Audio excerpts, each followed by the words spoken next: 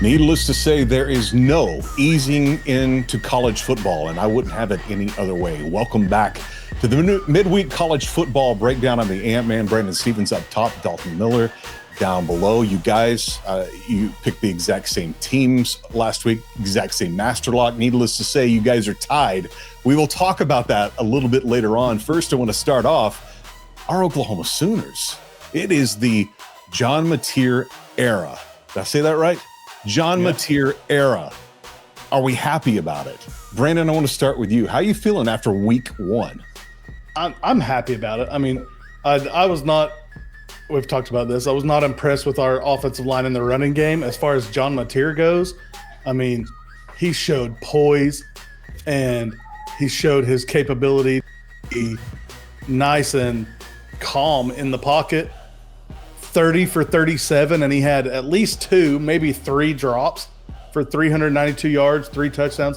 He did make a couple of ill-advised throws, had a couple of bad throws that ended up putting him on the putting him in the interception column, and another one that was almost probably should have been intercepted. Yeah. But those are all mistakes that you can fix. Like, he can make himself not throw into that situation next time, or learn from that read that he made and, do something different next time. Right. I was very pleased with John Mateer's first outing. Set a new record as for the most yards in a debut by a quarterback at OU. Oh, nice. I didn't see that stat. That's great. Yeah.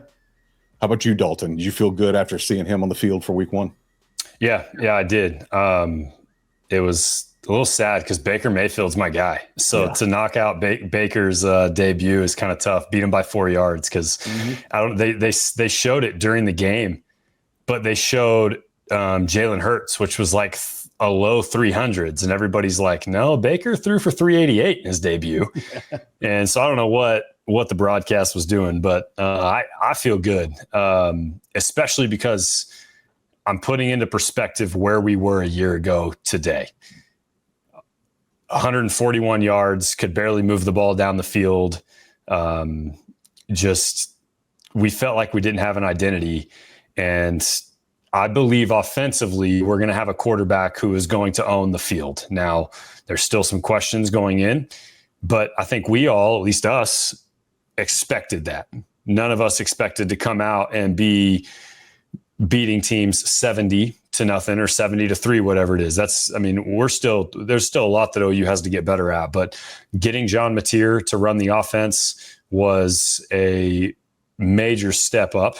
And I'm not as doom and gloom. I was telling Unk, Oklahoma Twitter is like, or X, I should say, there were some people still upset talking about how this is not going to work out, and they'd rather see our backup QB, and everybody's still pissed about this or that. And it's like, guys, I don't know what you expected coming in, but I felt like it was, for the most part, clean football. Like he said, you got to clean up the interception, but he's a competitor that's going to go in and make sure that those aren't repeated mistakes. Our longest play from scrimmage was a linebacker converted to tight end, and outside of the fumble, he was consistently getting open for Mateer. I mean, just consistently.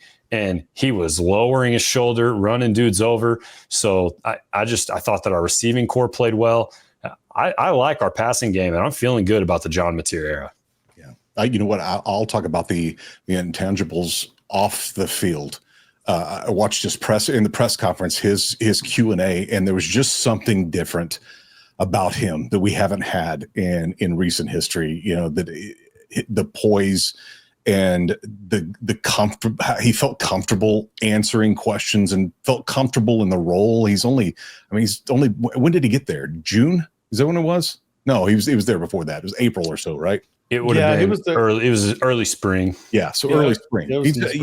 He feels like he's been there for 2 or 3 years in the way that he holds himself when he's talking to the press and when he's talking about his role.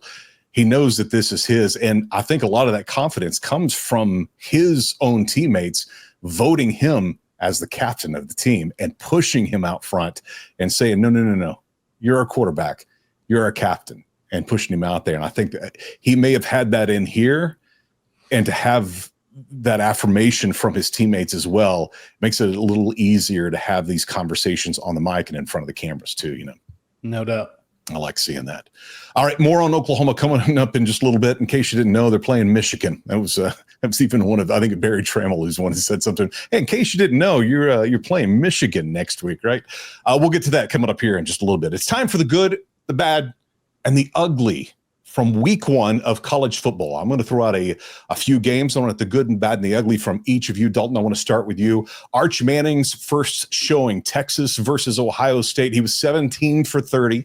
170 yards. He had 1 touchdown, only 37 yards rushing total as a team, and 10 of those were from Arch Manning. Nothing like media to make out, or he was nothing like the media made him out to be, and he was exactly what detractors anticipated. But we are only looking at week 1. So I want to get your thoughts. Texas versus Ohio State from this past Saturday.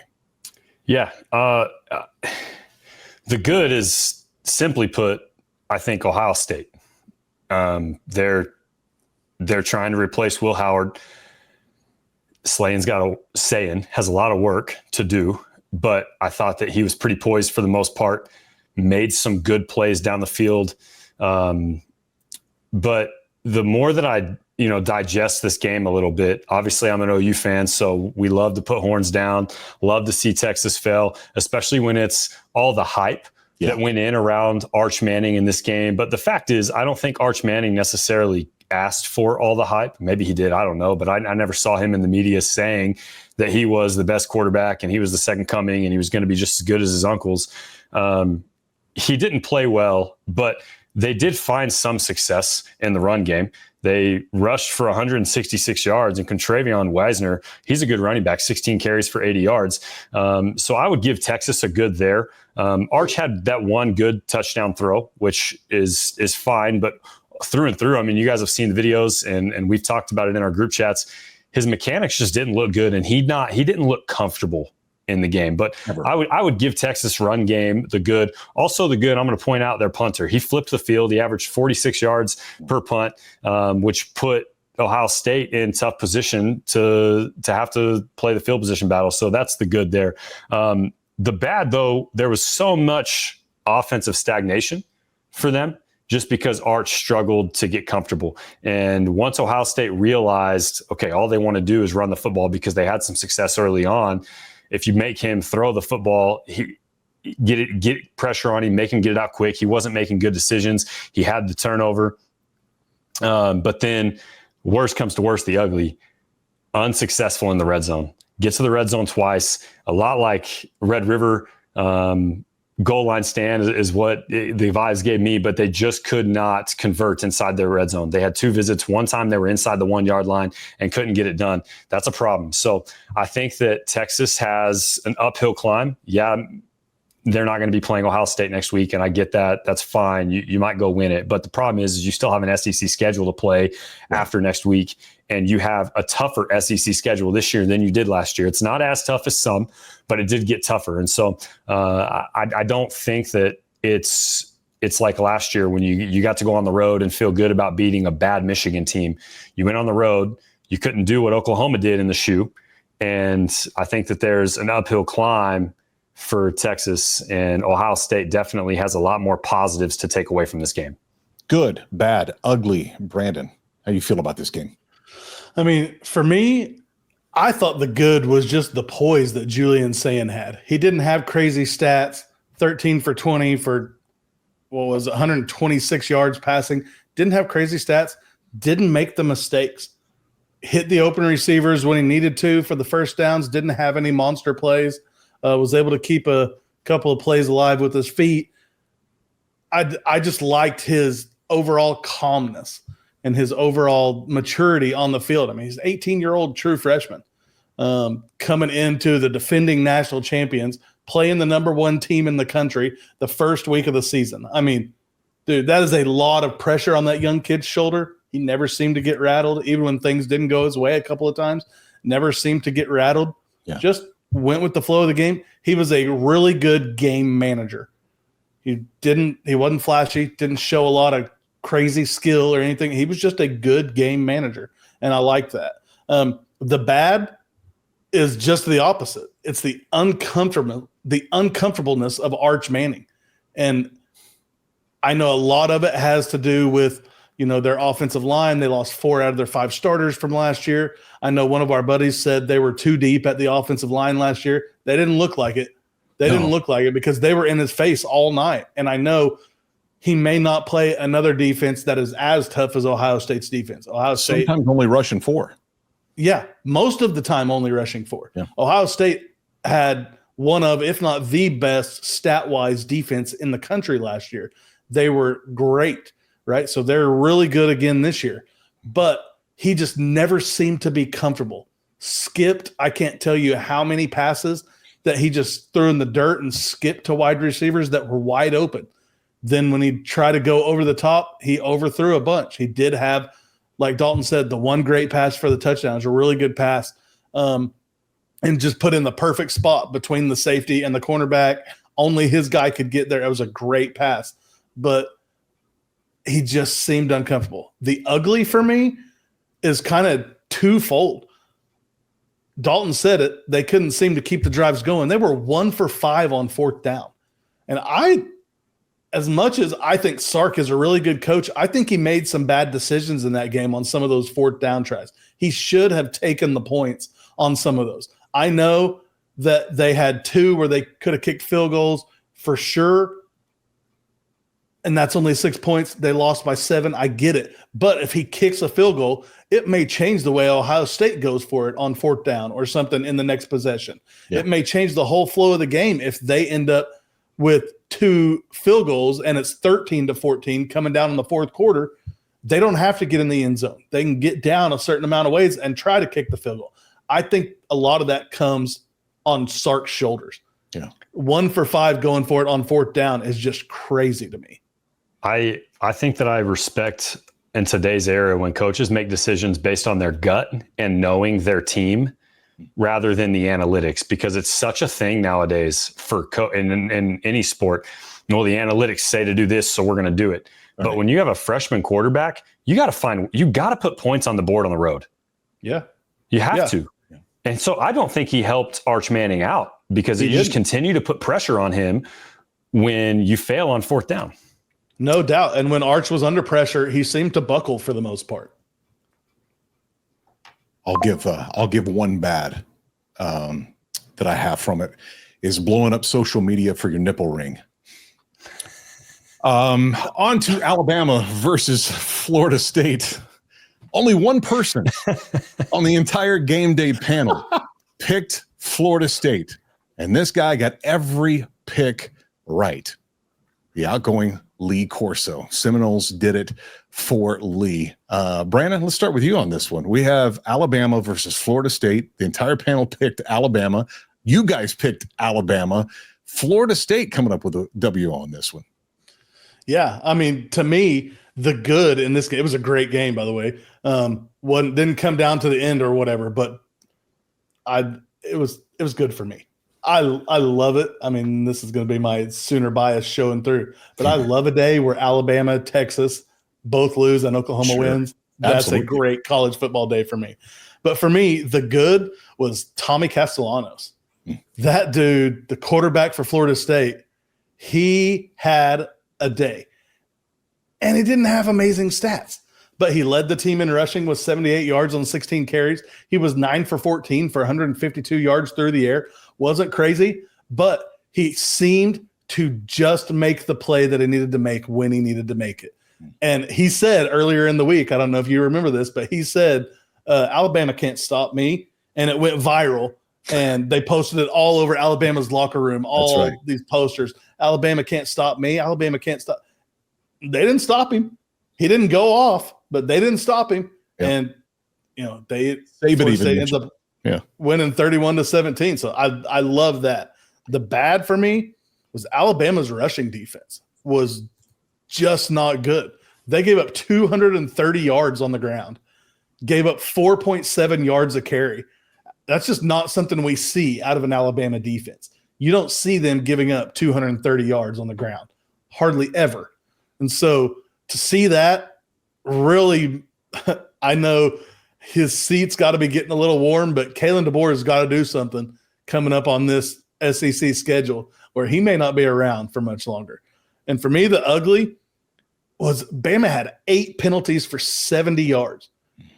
And 2 of those overturned first downs that they would have had. One of them would have put them in close to field goal range, if not right on the edge of field goal range. They were just very undisciplined. And we saw it last year. We saw the undisciplined nature of everything come out last year. We're just not used to seeing that. Nick Saban's not there anymore. It's Kalen DeBoer. And if he's not going to get this team under control, he's not going to be there very long. They got to be more disciplined. Like Dalton said, the same thing with Texas. Ohio State's got a schedule this year. They got a SEC schedule every year. They're going to have to be more disciplined, or they could be looking at another 3, 4, 5 loss season. That's crazy to think. Best meme I saw on this was left side was Nick Saban, right side was DeBoer. On the left side over Nick Saban was the old Cracker Barrel logo, and the new Cracker Barrel logo over DeBoer. So wait. I gotta go back to the good, the bad, the ugly for Texas, and I gotta change my good. Okay. Did you see the meme that came out that was Arch and Eli pointing at each other going, he's an option? Yes. As Spider-Man. Yeah. Spider-Man, yeah. We've got to come up with a segment on memes of the week. We'll maybe put that in for next week. We'll slide that in because we've already got some winners here at week 1. All right. Sorry, I didn't mean to go back, but when you said the meme, I was like, oh, I can't believe I forgot to mention that. No, that's good because if they keep coming, which I anticipate that they will, we'll make it a part of the show for sure. Alabama, Florida State, good, bad, and ugly for you, Dalton. Yeah, he already mentioned Tommy and the stats he put up. So how about we add in the good? Gus Malzahn paired with Tommy and outgaining Alabama, just completely outgaining them. They had 382 total yards to Alabama's 341. That's not something you would expect for a Boston College transfer quarterback paired up first time with Gus Malzahn, but they were just relentless. They were more physical. They won in the trenches, and that's the good. And I think that they made a statement to all of college football, but specifically in their conference, the ACC, that, you know what, we're going to be hard to deal with this year. It doesn't have to look pretty. We don't have to rush for 300 yards. Tommy doesn't have to throw for 4 touchdowns and 300 yards. We're just going to be efficient, and we're going to win the game. So that was the good. The bad, man, Alabama's rushing attack was awful. 87 rushing yards on 29 attempts. Lowest season opening rushing total since 1975 for Alabama. Awful. It gets worse. Crazy though. Disparity between how bad theirs was and how good Florida State's was. Yeah. Right. Yeah. Right. And I think that it gets worse because the ugly is the direction the program is going. They had issues last year. This year, they're already starting the season off 8 penalties for 7 yards. They've got discipline issues. And it was the first home opener loss since 2001 for Alabama. I hate it because I think in some ways Kalen is a scapegoat, because there's a reason that Saban walked away from the game when he did. And it wasn't because he thought it was time to leave Alabama. It was because he realized his style of coaching isn't going to last much longer amongst the culture of our athletes today. And that's the difference. And people are saying, why, Kalen could have stayed at Washington and been a god there. But at the end of and that his ego got the best of him and he wanted to go to Alabama. Anybody's going to take a chance. You want to coach at Alabama. Why wouldn't you? If you're a competitor, you want to go to the best place to coach. But I think that it's just, there's a reason that Saban walked away. I mean, you look at Ryan Williams, non-existent, 5 catches for 30 yards. Mm-hmm. That's crazy. Where are you? You're the best player on the field. Mm-hmm. So, and they've talked, Ryan Williams has been more invested in TikTok and making money than he has been in the weight room and on the practice field. It's just a different culture today. And Alabama's is heading in a negative direction. And I think that's the ugly right now, is we're seeing a complete 180 culture shift in this program. And the boosters aren't going to handle it for much longer. Big time. Big time. As Oklahoma fans, we've always known Death Valley to be in Louisiana. Do you know there's another one? Evidently, there's one in South Carolina. And the Tigers went there, and they walked here into this other Death Valley, and then they left dancing.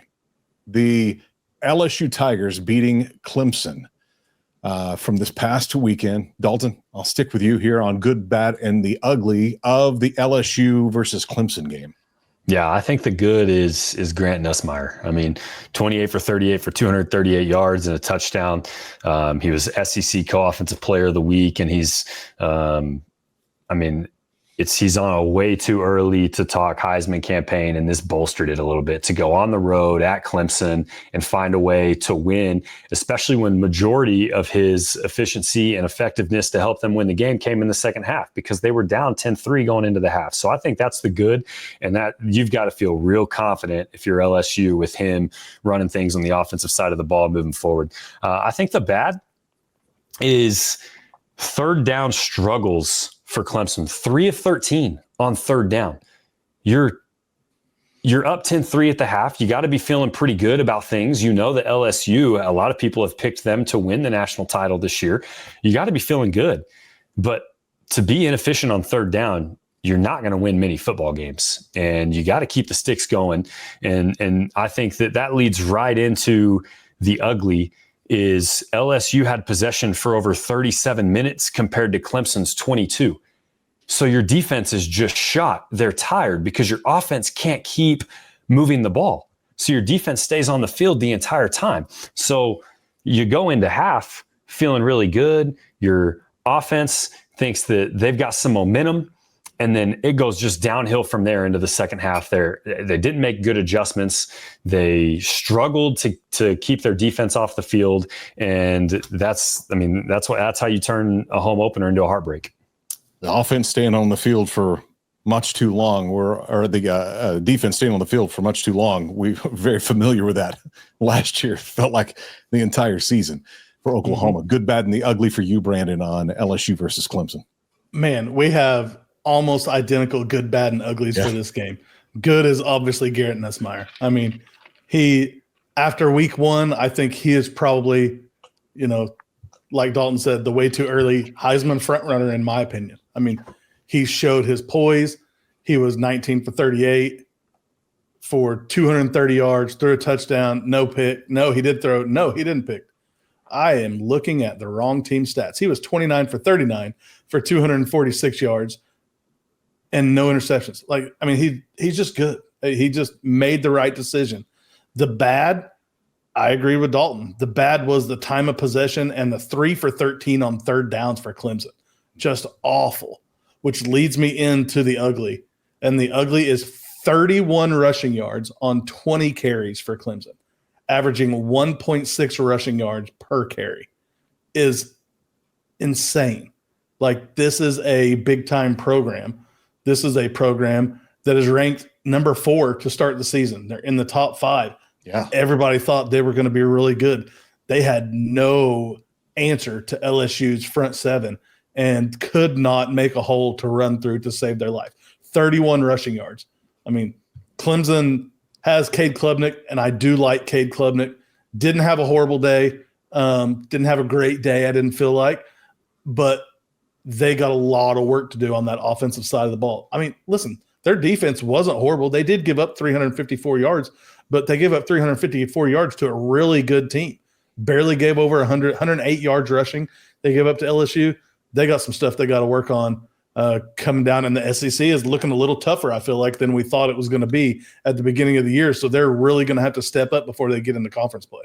You brought up Klubnik, and I think it's worth mentioning. This is where he struggled to win games. Couldn't find the end zone himself. So 0 passing touchdowns and an interception. And he's an athlete, and he sometimes can go for that home run. He can make those big plays, but he's yet to – I'd rather see him play like Tommy Castellanos from Florida State. Just play winning football. Yeah. Get the ball down the field however it needs to, and he just doesn't seem like that type of player. And then, it shows. You throw an interception, you can't get the ball in the end zone, you're not going to win games. Yeah, I agree. I know it's early in the season, but man, some of the things we're talking about, the struggles that were these teams that were people were anticipating on having a wonderful year or having a very competitive year. Some of the things we're talking about that they're deficient in aren't things that become full again as the schedule gets harder. So it just, right. You may be able to do some things better, but some of these things, if you just don't have them, you just don't have them.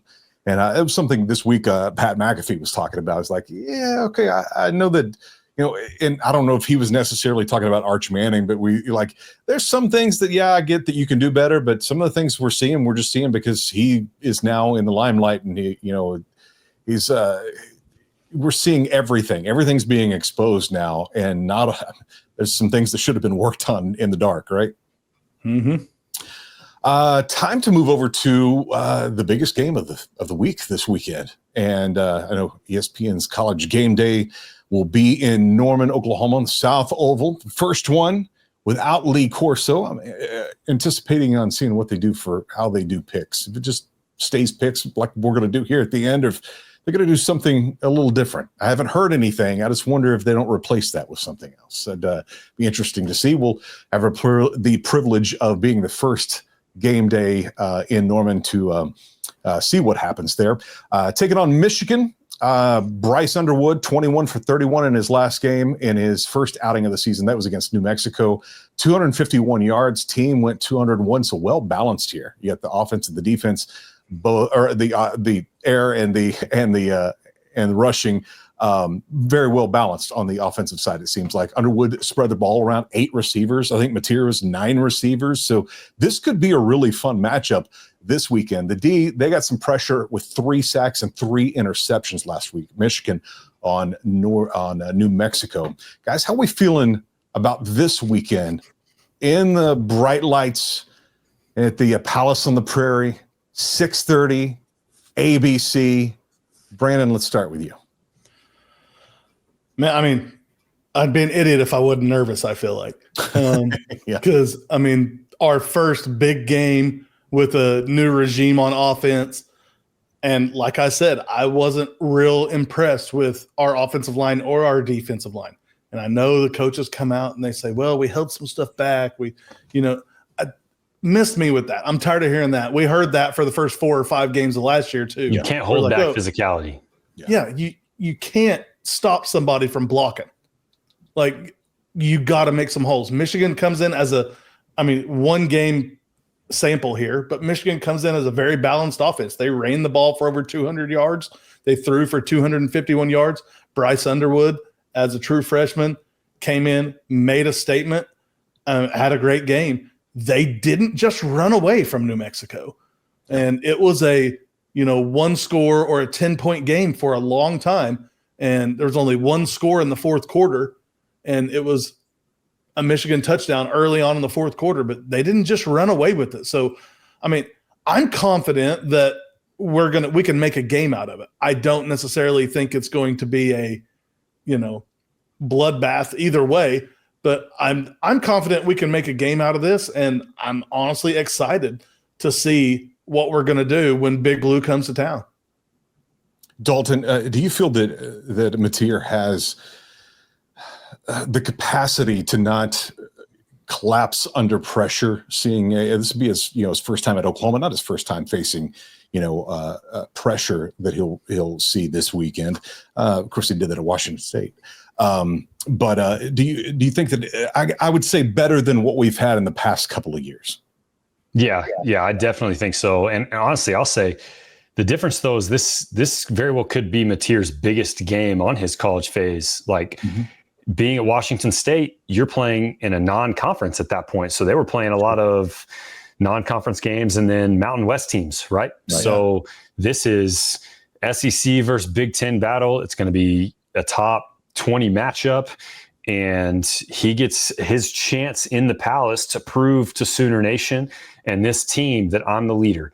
What scares me is not his ability to stay poised and control. It's our ability to complement our passing game.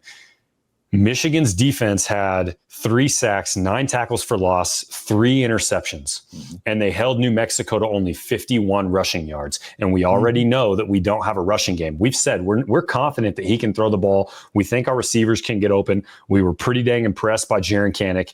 The question is, can we find a way to balance this offense? And if we can't, that's where Mateer is going to have to make plays with his own feet.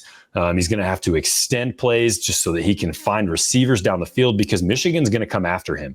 So if we can't find a way to run the ball, we're going to have to get the quick passing game, get some screens going to kind of be an extension of this run game. And we're also, there's some concerns going into this game on our O-line, because we're playing backups again. And this is where we were a year ago. Why we can't be healthy on the offensive line, I don't understand. I truly have no idea why we are constantly beat up at the O-line position. But we had 3 potential starters out, and we are still waiting to hear if Sexton's going to be back. I'm told from listening to radio that it sounded like it wasn't that big of a deal on the lower leg injury, that Sexton should be back at center. But yeah, that's the biggest thing for me. Yes, I think Mateer can handle it, but can we find a way to balance the offense for him? Yeah, and like you said there, I think it's very important, if we can't establish the run early, that we use the passing game as an extension of the running game. We throw a couple of bubble screens. I know we have like nightmares of bubble screens from past regimes that seemed like that's all they wanted to do. But throw the bubble screen, throw the inside screen, make something an extension of the passing or an extension of the run game. Yeah, make something to do with that out of the passing game, and maybe that'll back Michigan's front 7 off a little bit and open up things a little bit more. But it's going to be a dogfight. It's going to be a good old-fashioned blue blood dogfight. Yeah, and then defensively, Unc mentioned it earlier, we gave up way too many rushing yards to Illinois State, and Michigan's coming off a game where they had 200, and Justice Haynes ran for 159 himself. So, our Mason Thomas needs to step up on the D-line. Kip Lewis needs to step up in the linebacker position. We're going to have to fill the right gaps, and we're going to have to stop the run game. I am feeling pretty dang good on the defensive side about our secondary. I thought Gilroy, is that how you say his last name? Mm-hmm. He was physical, and he was in the right spots. Yeah.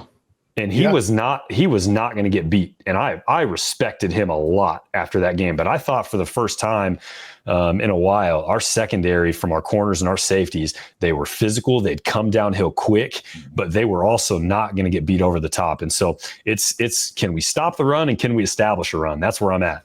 Yeah. What do I always say? Win in the trenches. Whoever runs the ball the best is going to win the game. And I don't necessarily think that's true this week, because I could see them rushing for a big chunk more than us and us still winning this game. Yeah. But that's the way it plays out more often than not. They're also going to have to account defensively too, though, for our tight end passing game. Kanak found a way to get open across the middle multiple times, and I'm going to chalk his first fumble up to nerves, because he was like, oh crap, I have a ton of yards here. And you know what? The helmet just hit perfect, but the rest of the game, he didn't shy away from contact. He tucked the ball. He ran people over and didn't fumble again. So I think that we're going to continue to utilize him. And he has a chance to very well be one of our best tight ends since Mark Andrews. Because when's the last time we had a tight end that wanted to catch the ball and run somebody over, that wanted to Bauer Sharp. Yeah. I'm just kidding. Don't piss me off, man. Come on now. I couldn't help it. Yeah, I'm feeling pretty good going into this game. Nervous. I don't know what to expect, but it's not like last year's first big game when Tennessee came to town and we had no idea. And then you get a little bit of excitement when our Mason Thomas strip sacks and we get it inside the 5. If that happens, I trust John Mateer to hold on to the football and not fumble at the very next play. So, knock on wood. Hang on a second. Well, the lights don't get any brighter. 6:30 Central Time in Norman on ABC or on the ESPN app. That's going to be fun to watch. The pulled pork looked awesome this past weekend. What are we putting on the smoker this weekend, B? We're not smoking anything this weekend. I'm gonna make my famous 7-layer dip, and we're gonna walk a couple of doors down to the neighbor's house who is a Michigan fan, and we're going to go watch the game at their house. And he's got a man cave in his garage that he's built this whole other room that's air conditioned, and it's awesome. We're going to go watch the game over there, I believe. Okay. All right. Excited to hear a report on how that goes. That's wild. Is this the first time you watch a game with him? Dude, I've met the dude for about 7 minutes. Literally on the 4th of July, the wife and I, everybody was out because we have a 4th of July golf cart parade. Yeah. Right. And everybody dresses up their golf carts and the fire trucks and they go cruising through the neighborhoods. And it was coming by, so everybody's outside. So we just kind of started walking around to some of our neighbors that we didn't really know, or that we hadn't talked to a lot. And we ended up over at their house. They had like 15 people sitting in their driveway, all their relatives and little kids running around everywhere. So we started talking, and he's like, I see you're a big OU fan. And I'm like, yeah. He's like, come in my man cave. I go in his man cave. It's like Michiganed out. I'm like, oh man. I was like, well, looks like week 2, we're going to have a date. And he's like, yeah, y'all got to come over here for sure. So that is literally the extent of me ever meeting the dude. All right, so good. I've talked to him for a few minutes. Please set up a camera. We need some good TikToks out of this. Oh man, I'm going to have to mind my P's and Q's, guys, or my wife's not going to let me go back out in public to watch a game ever again. Did you tell her those are terrible stories for the podcast? Yeah. We're doing this all for the gram. Come on, babe. All right. After last week's picks, you guys are tied at 9 because you basically you picked everything exactly the same down to your master locks, tied at 9. So let's see how it goes this week. Time for the picks. Up first, the Baylor Bears hunting the SMU Ponies. 11 o'clock on the CW, which evidently is now trying to become a sports network. Dalton, start with you. Baylor Bears, SMU Ponies. Yeah, Baylor showed spurts against Auburn where you just thought like, man, this team may find some momentum here. But at the end of the day, Dave Aranda has only gotten worse. And I know that they highlighted, he finished with 6 wins at the end of the season last year. But he took over Matt Rule. I believe it was Matt Rule's. I don't remember a coach between those two. Roster wins 12 games, gets to the Big 12 championship game. And from there, it's been downhill. SMU is on a rise. I don't see Baylor bouncing back against a good SMU team. So give me SMU. Yes. You, B? In honor of Lee Corso, not so fast, my friend. Oh, wait, let me get my pen. Not so fast, my friend. I'm going to go ahead and go with the upset this week in that one. I know Baylor had a little bit of a rough outing, but like Dalton said, they showed some spurts where they looked really good last week. I'm going to go ahead and call them to get the upset in this one. I'm going with Baylor to get the upset against the top 25 ranked SMU. Staying Feels with good. you on the next pick, Iowa versus Iowa State. Big noon kickoff on Fox. Who you got? Man, I think Iowa State seems to be rolling a little bit. They got the win in Dublin versus K-State, in which, I don't know if we're going to talk about that game in a later pick, but man, K-State seems to be struggling. They almost lost to a D2 team Saturday. But I'm going to go with Iowa State. I know they're playing a Big Ten team, and they're at home on that one. They're at home for that one. They're favored by 3.5. I'm gonna take Iowa State to pull that out as the 22nd ranked team in the country. Yeah, Iowa traveling. Who are you picking, Dalton?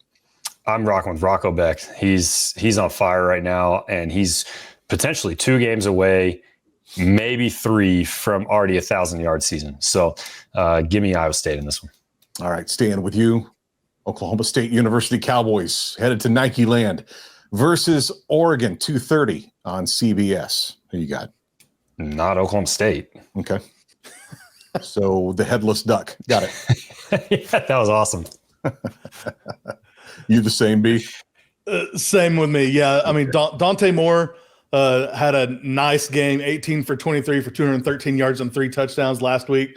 I think Oregon is probably going to roll in this one. Okay. B, Ole Miss versus Kentucky. That's 2:30 on ABC. Man, I got to go with Ole Miss.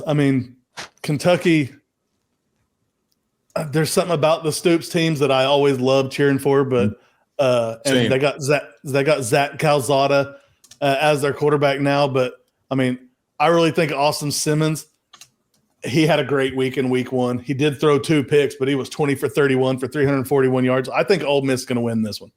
I had some pizza ordered Zach Calzada the other day. Pepperoni. Dalton, who you got here? Ole Miss, Kentucky. I think Ole Miss remembers what happened last year in Oxford, 3-point loss when you're number 11, you're still fighting for the playoff. And I mean, he mentioned it, this quarterback, he's not Jackson Dart, but he's well on his way, I think, under Lane Kiffin's offense. And Kentucky's going to have to score maybe 40 or more points to keep winning, to keep up with this team. So give me Ole Miss. Illinois versus Duke, 11 a.m. on ESPN. Dalton, we'll start with you on this one. I like Illinois here. Yeah, I don't have a whole lot of breakdown for this game. I'm going with Illinois too. See, I told you we were scratching for a few of these. Bulls versus Gators, USF versus Flo Rida, 3:15 on the SEC Network or the ESPN app. Brandon, who you got? I mean, DJ Lagway's a stud. Florida's going to be pretty good this year. I think they finally got it trending in the right direction. I'm going with the Florida Gators at home big. All right. Dalton?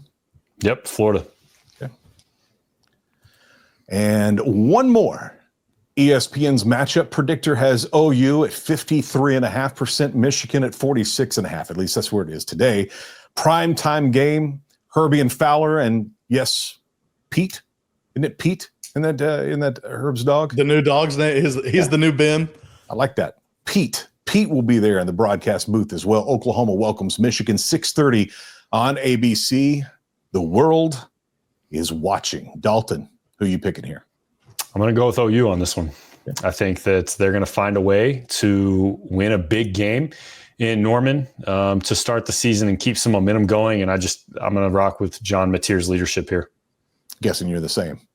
100% the same. Yeah. John Mateer is going to have a game.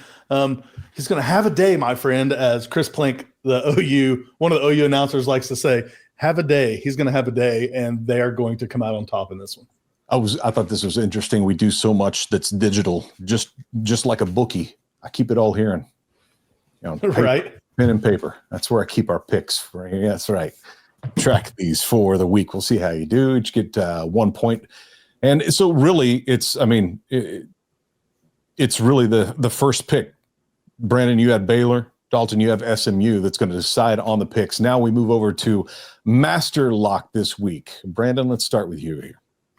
I'm staying in Norman. Okay. I'm gonna lock the Sooners at the 5.5 point favorites.